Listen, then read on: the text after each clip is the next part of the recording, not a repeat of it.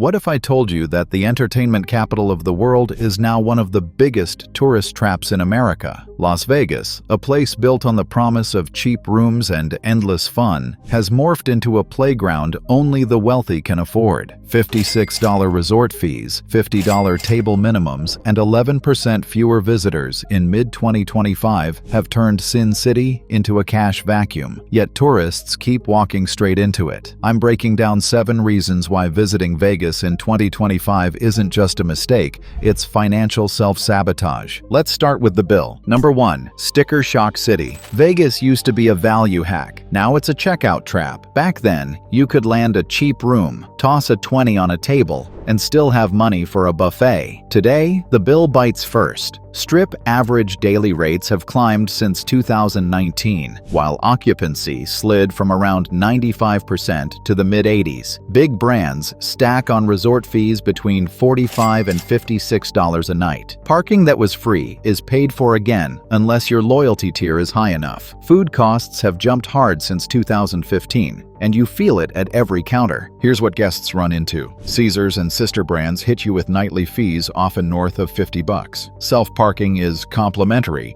only if you are a top-tier cardholder. Otherwise, expect a charge. Cocktails run $20 to $30 in Lux bars, even more with a view. Viral receipts show $30 bagels, $20 vodka Red Bulls, and a line item for early check-in that used to be a smile and a room key. Listen to the people at the front line. Maya has led a front desk for 7 years. She remembers when upgrades were a little magic trick. "I used to move people into a better view without thinking," she said. "Now I spend 5 minutes explaining fees before I can hand over a key. By the time they reach the elevator, they are angry." Luis has worked as an F&B cashier for 4 years. "Breakfast used to feel happy," he said. "Now I watch families do math. They see the total, they step out of line, and split one sandwich. Tips drop, and so does the mood." Andre has parked cars on the Strip for 6 years. "People fight me over parking like I made the rules," he told me. "They swear it was free last time. Some toss me $1 and walk away mad. My take-home shrank even though I ran all day." This is not an accident. Corporations chose fee revenue and tight revenue management over goodwill. Resort fees pad reports. Dynamic pricing lets the algorithm squeeze late planners. Parking charges look clean on a spreadsheet. The message to guests is simple without saying it out loud. Pay more for the same stay and thank the brand for the privilege. Why it matters is not theory. Value breaks first in the mind, then in the wallet. When a traveler feels gamed, they cut a night, cancel a show, and stop gambling early. Trust collapses, and the next trip dies at the search bar. That's how a city loses its regulars. Add-ons stack up in ways too. Pool chairs are rented by the day. Room service adds a delivery fee and a built-in service charge before tip. Lounges tack on a venue fee. Minibars use sensors, so one water can cost $8 to $12. And when you finally sit down to play, the rules have changed. Number 2. The death of the fair game.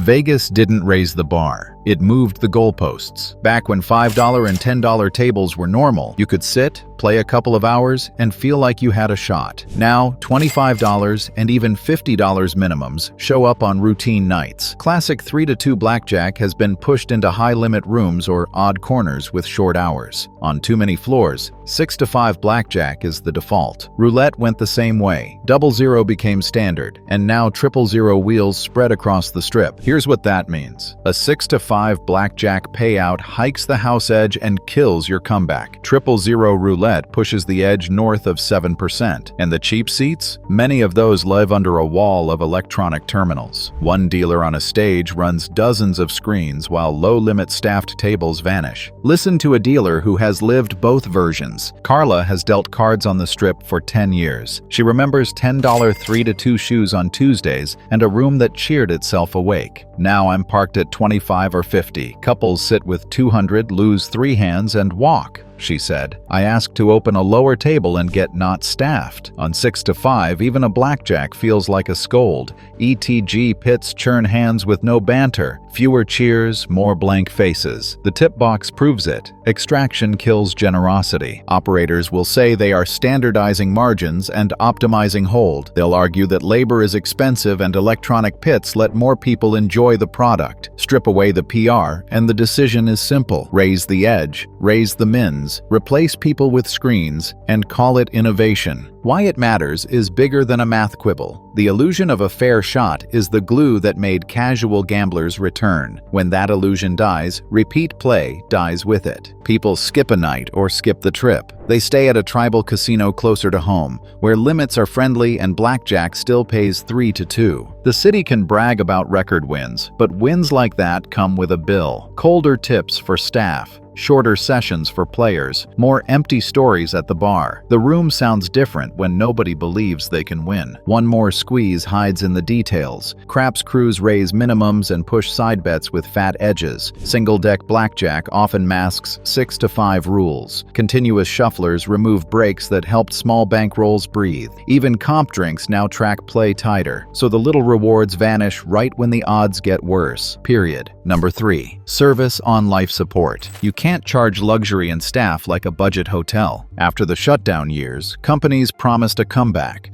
What arrived was efficiency. Concierge desks merged into apps. Bell teams shrank. Table crews trimmed and flexed to weekends. Midweek, pits sit dark and bars run skeleton shifts. Guests are nudged to kiosks and QR codes while the room rate climbs. You see the fallout in the small hurts. Fewer open tables mean higher minimums and longer waits for a seat you can afford. With barbacks cut, bartenders pour more slowly, bus their own stations, and watch tips slide. Housekeeping boards got bigger, so rooms miss check-in. Venues switched to weekend-only hours, turning weekdays into an echo. Ask the people holding it together. Hector has run bell teams for 12 years. He remembers carts rolling and tips piling by noon. Now the desk is assigned to an app, he said. Families wander with 4 suitcases and a stroller, already angry before I reach them. Then we get to the early check-in fee. The welcome used to be human. Now it is a QR code. At the bar, the squeeze doubles. Janelle has been pouring on the strip for 9 years. Weekdays, we lost barbacks, so I slice fruit, haul ice, and cash out while I pour, she said. A 3-minute round takes 8. Guests blame me and close out. My check is down a third. The bar didn't get slower by accident. It was engineered. Upstairs, the clock breaks morale. Rena has cleaned rooms for 11 years. My board jumped from 14 to 18 and laundry runs short, she said. Checkout stack, arrivals hit, and I'm still waiting on towels. I hate telling a guest at 4 their room isn't ready. They think I'm lazy. I'm just out of minutes. Overload turns pride into apology. Corporations give the same speech. Efficiency, productivity, technology. They say the experience is improved. They say guests prefer self-service. Here's what they won't tell you. Self-service was built to cut payroll, not to add joy. Kiosks cannot fix a bad mood at the end of a long flight. Apps cannot carry a bag or pour a drink with a joke. It matters because Vegas is supposed to feel easy. The magic is a human being making your night smoother than it should be. When that human is missing, the price feels like an insult. A $25 cocktail lands flat when you wait 15 minutes and have to fetch your own water. A $50 resort fee stings harder when the concierge is a chatbot. The city can call this modernization. Guests call it hollow. Workers call it burnout. You can swap smiles for tablets, but you cannot fake warmth at scale. Once the habit breaks, people try a regional resort where staff still have time to care, and the menu of options shrank while prices climbed. 4 more straws added. Number 4, fewer choices, higher bills. They gutted variety and sold it back as curation. Back then, buffets were the great equalizer. $10 to $25 fed a family and left room for a show. Afternoon magic acts and comedy matinees ran $39 and under. Today, only a handful of mega buffets survive, and they charge $60 to $100 per person. The mid-tier show slate thinned out, and the food court became a hall where a single meal runs $20 to $50 before tax and tip. Here's the lived reality. A family of 4 that once grabbed a $9.99 lunch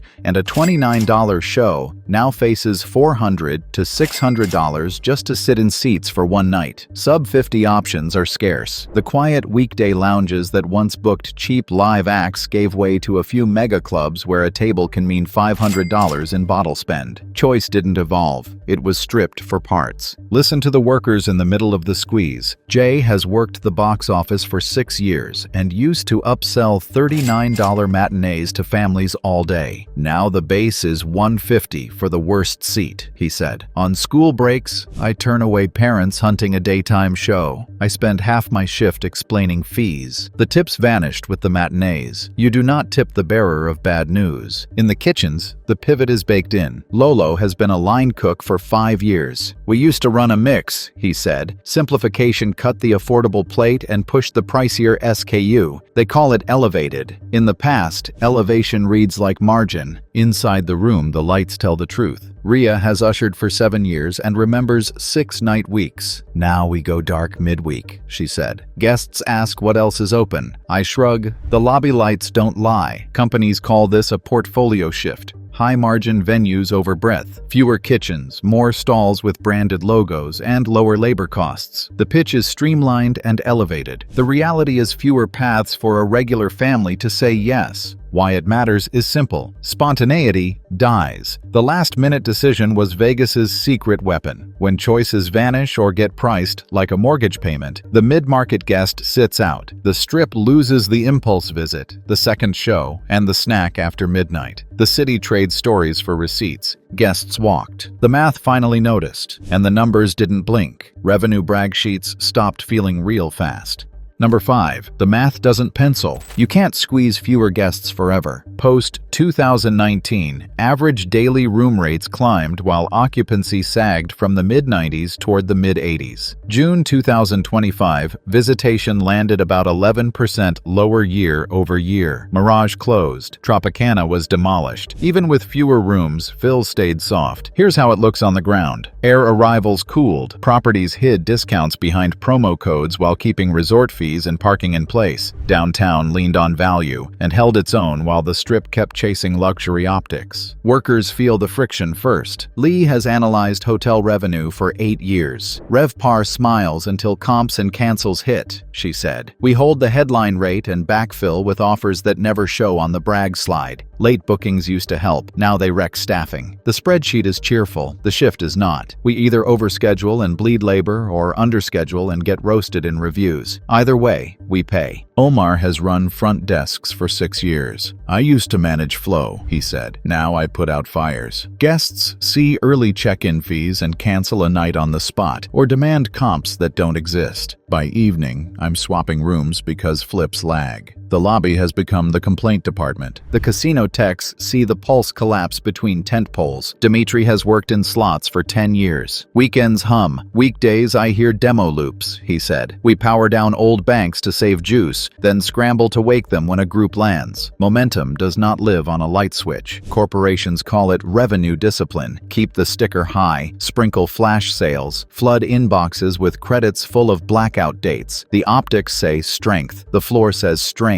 Guests wise up. They wait for the next code, then spend less when they come. You don't build loyalty. You train hunters. The closures make the equation harsher. Remove the Mirage and Tropican, and you'd expect occupancy to rise. It didn't. That means price outpaced appetite. People cut nights, share rooms, or skip the trip entirely. International visitors fell off. California drive-ins stayed home more weekends. A parade of tiny decisions turned into a vacuum. Marketing tries to paste over it. Drone shots, light shows, celebrity menus. The offers sound rich, then the fine print kills the mood. A $75 dining credit that won't cover 2 entrees. 2 free show tickets are valid only on a dark Tuesday. Free parking with a tier of guests who lost last year. Every gotcha burns trust. Why it matters is not theoretical. This is the start of a death spiral. Raise prices, lose demand. Raise again to plug the hole, lose more. Workers lose hours first, then tips, then apartments. Visitors lose patience and choose a cheaper weekend closer to home. The city loses the middle that kept it breathing. There's a way out, but it isn't optics. It's value. Lower some minimums. Kill junk fees. Fund service. Give a comp that means something. Until then, spreadsheets can cheer while the pit sits empty. When the money dries up, people suffer, on and off the Strip. Number 6. The human cost. Behind the neon, families are falling through the cracks. Clark County's counts show thousands without housing on any given night. Rents were raised and late fees stacked up until people tipped over. Tourists now talk less about fountains and more about feeling watched on the bridges. Trip plans change after one scary video or a friend's warning text. You can see it near the resort corridors. Blue tents tucked under ramps. Shops shopping carts lined like fences, guys selling waters, girls pushed into selfie traps, costumed hustles that turn into tip pressure. The walk from one mega resort to the next can feel like a gauntlet when security thins. Social feeds amplify every bad clip and bury the quiet, normal nights. Listen to the people who took the hit first. Marissa served Vegas for 13 years, graveyard coffee to swing shift steaks. "After the shutdown, my hours never came back," she said. "Then we merged roles. Tickets spiked, tips fell, the lounge cut 2 nights, and the side job died." She sold her car to stay housed. Now the bus is a lifeline. Travis has driven rideshare for 5 years and used to love late-night flags. "Now I pass on certain pickups after 1 a.m., he said. "Too many sketchy curbs. I wait in garages, doors locked. Tips fell with the mood. Safety beats surge." Resorts brag about economic impact, while the public sector absorbs the shock. Metro gets the calls. Outreach teams do the slow work. Shelters fill. Meanwhile, PR departments pump out drone reels and influencer comps. The press line is growing. The sidewalk shows strain. Why it matters is not abstract. Escapism dies when the walk feels unsafe or sad. Parents steer kids around an encampment and decide not to come back. Bachelorette crews get hassled and tell 6 more groups to skip the trip. Bad memories spread faster than ads because they are free and honest. And the part no one wants to say out loud, the hospitality ladder is missing rungs. When a city guts service jobs or cuts hours, it manufactures poverty. Workers slide, then visitors stare. Then everyone leaves with a worse story. And even where the lights stay bright, the people are being replaced. The next change makes the floors even colder, trading voices for terminals and the trip for a stream of beeps. Number 7. Screens replacing people.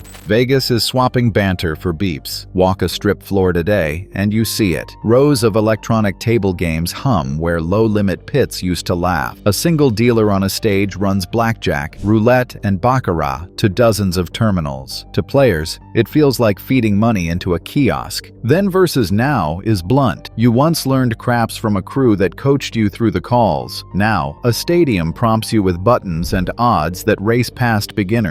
Low-limit staffed tables are scarce except at strange hours. Sports bets live on apps. Younger guests wager on phones before they even find a seat at a bar. The specifics are everywhere. Interblock stadiums sit at major resorts. Hybrid pits use one wheel for a sea of screens. Minimums on surviving staffed games skew higher to cover labor. Dealers who teach get replaced by tutorials. Cocktail routes avoid these zones because dwell time is short. A session that used to last an hour now burns out in 15. Hear the grief from the people who built the vibe. Victor has been on dice for 15 years, the kind of dealer who taught first throws and slowed the game so couples could cheer. "Now my table died and I'm pointing to terminals," he said. The odds moved to a menu. No one asks why to back a pass line. They just tap and stare, tips cratered. Screens do not share. Rena has run pits for 12 years and fights to keep one real game open. "Marching orders say push ETGS on slow nights," she said. "Win the argument and a crowd builds. Lose it and we babysit screens. The room sounds wrong. Chips used to talk. Clicks do not." Nina has served cocktails for 9 years and watched barbacks disappear near the stadiums. "Players buy one drink, grind fast, and ghost," she said. "Conversation fades, and so do tips." Companies pitch this as choice and access. They say lower minutes and faster starts welcome new players. They do not say it keeps payroll low and steady. The language is modernized. The reality is margin armor, built to withstand slow Tuesdays by removing the humans who make Tuesday feel like Friday. Why it matters is simple. The human connection was the product. The nod from a dealer. The cringe laugh when the whole table busts together. The comp that shows up because a host knows your name. You do not fly across the country to tap alone on a screen that exists in your living room. This is how a city becomes an airport lounge with lights. You can still win, but you will not remember who cheered. And without memory, there is no reason to return. So where does that leave travelers who still want Vegas to feel like Vegas? Average room rates climbed while occupancy slipped. Resort fees run $45 to $56 and keep rising. Parking returned. Food and drinks shot up. The games got harsher with 6-to-5 blackjack and 000 roulette. Service thinned after layoffs and app pushes. Buffets and mid-tier shows vanished into food halls and big-ticket headliners. Visitor counts fell in mid-2025. You can see the social strain on the Strip, and on the floor, screens replaced people. Algorithms replaced hospitality. Revenue teams squeezed every dollar from fewer guests. Comps shrank or came with strings. Border town squeeze logic crept onto the center strip. The middle guest walked. Workers were paid first with shorter shifts, merged roles, and smaller tips. Guests paid next with slower service, higher minimums. What made trips magical was not marble. It was the feeling that you were welcome, even with a small bankroll. If prices keep climbing, rules keep tilting, and staffing stays thin, the floors will stay quiet no matter how bright the LEDs glow. You cannot sell fantasy with hidden fees, cold tables, and a kiosk. Lower some minimums. Kill junk charges that start fights at check-in. Hire and train people to delight, not defend. Give regulars comps again. If you do not, the Strip will turn into an airport. Tell me your 25 Vegas bill. The worst fee you paid. The last time a table felt friendly. The drink that shrank. The pit sat dark. Drop it below. Share this with a friend who still thinks Vegas never changed. Subscribe for more worker voices and real receipts. I will keep pulling numbers, calling out spin, and amplifying the people who make this city run.